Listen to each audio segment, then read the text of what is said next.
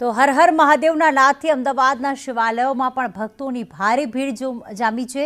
શ્રાવણ માસ આમ તો શુક્રવારથી શરૂ થઈ ગયો છે, પણ આજે તેનો પ્રથમ સોમવાર છે અને કહેવાય કે શ્રાવણ માસ તો શિવજીને પ્રિય છે જ, પણ એમાં સોમવાર એટલે સોનામાં સુગંધ ભળી કહેવાય।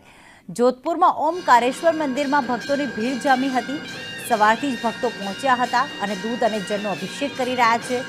આજે ખાસ અલગ અલગ મંદિરોમાં લઘુરુદ્રી છે, મહામૃત્યુંજયનો મંત્રનો જાપ પણ કરવામાં આવતો હોય છે। આયુષી અમારી સાથે જોડાઈ ગયા છે। આયુષી, સુંદર મજાનો આજે શણગાર કરવામાં આવ્યો છે, જે કહેવાય ને કે શિવજીને પ્રિય છે એવા ધતુરો છે, બિલીપત્ર છે, દૂધ અને જળનો અભિષેક। આજે ખાસ શ્રાવણ મહિનાનો પ્રથમ સોમવાર, મહાદેવની કઈ રીતે ભક્તો જે છે ભક્તિ કરી રહ્યા છે?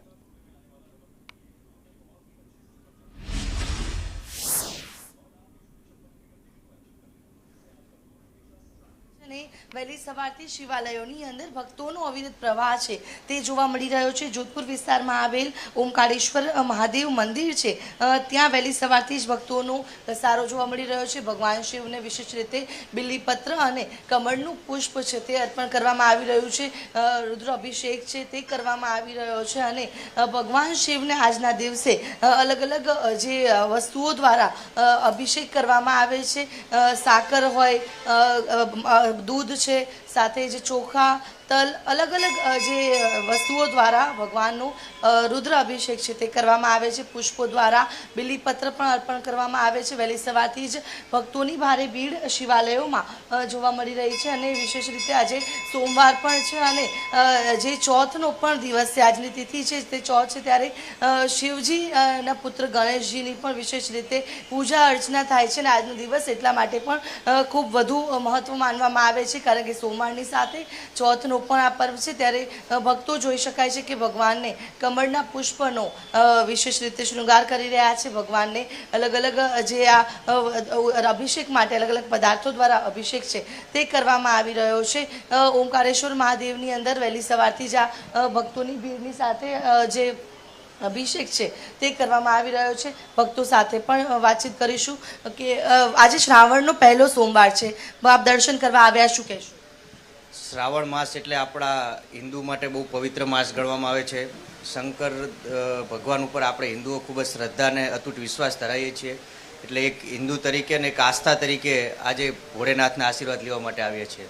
બિલકુલ, આજે શ્રાવણ મહિનાનો પહેલો સોમવાર છે, આપ અહીંયા આવ્યા છો દર્શન કરવા, કઈ રીતે પૂજા અર્ચના કરવા? બહુ સરસ થાય છે અહીંયા અને અમે તો દર શ્રાવણ મહિનામાં આવીએ છીએ અને બસ બહુ મંદિરમાં સરસ જન્માષ્ટમીની બધી સેવાઓ બહુ સરસ થાય છે। આજના દિવસે ભગવાનને શું અભિષેક કરશો? આજે આ દૂધ છે, પછી પાણી, બીલી, ફૂલ, પછી ચંદનથી, એવી રીતના બધી સેવાઓ રોજ કરતા હોય છીએ અમે। તો જે રીતે ભગવાનને વિશેષ રીતે બિલીપત્ર છે, પુષ્પ છે તે અર્પણ કરવામાં આવે છે અને ભગવાનને જે પૂજા અર્ચના છે તે જે કરવામાં આવે છે, ત્યારે જોઈ શકાય છે કે મંદિરની અંદર ભક્તોનો સતત અવિરત પ્રવાહ જે છે તે જોવા મળી રહ્યો છે અને ભક્તો દર્શન કરીને ધન્યતા અનુભવતા જોવા મળી રહ્યા છે। અને આજને જે વિશેષ રીતે સોમવાર છે, ત્યારે સોમવારના દિવસે શ્રાવણ મહિનાના સોમવારે આ જ પ્રકારે જે પૂજા અર્ચના કરવામાં આવે છે। આપ અહીંયા ઉપસ્થિત છો, શ્રાવણનો પહેલો સોમવાર છે, भगवान ने कई रीते अभिषेक करशो, शू कर आती नहीं आती है। अच्छा, क्या करोगे, कैसे पूजा अर्चना होगी? बस कुछ नहीं, ऐसे रोली जल चढ़ाएंगे, रोली टीका, ये बस ये सब लेके आए। सोमवार है तो आज के दिन शिव जी की कैसे विशेष पूजा होती है? हम तो कोई विशेष पूजा नहीं करते हैं, हम तो नॉर्मल पूजा करते हैं, हमारी कोई विशेष पूजा नहीं होती है। शू कहेशो काकाजी? એવું છે એક જ કે જે બીલીપત્ર ચડે છે ભોલેનાથને, તમે એક ચડાવો કે 1000 ચડાવો, બધું એક જ છે। એક બીલીપત્રને એક આપ કઈ રીતે કરો છો? મેં એક રીતે કરું, એક બીલીપત્ર ચડાવીને 108 વખત મંત્ર બોલું છું, હું એને માનું છું। બિલકુલ, તો જે રીતે બિલીપત્ર અર્પણ કરવાનું અને સાથે જ જે રીતે અત્યારે પણ જોઈ શકાય છે કે વિશેષ રીતે ભગવાનને જે આખી શૃંગાર પણ કરવામાં આવ્યો છે, વિશેષ આરતી કરવામાં આવશે, ત્યારે શ્રાવણ મહિનાના પહેલા સોમવારે ભક્તોની ભારે ભીડ તમામ શિવાલયોમાં જોવા મળી રહી છે। પ્રીતિ, બિલકુલ, આભાર આયુષી તમામ વિગતો માટે।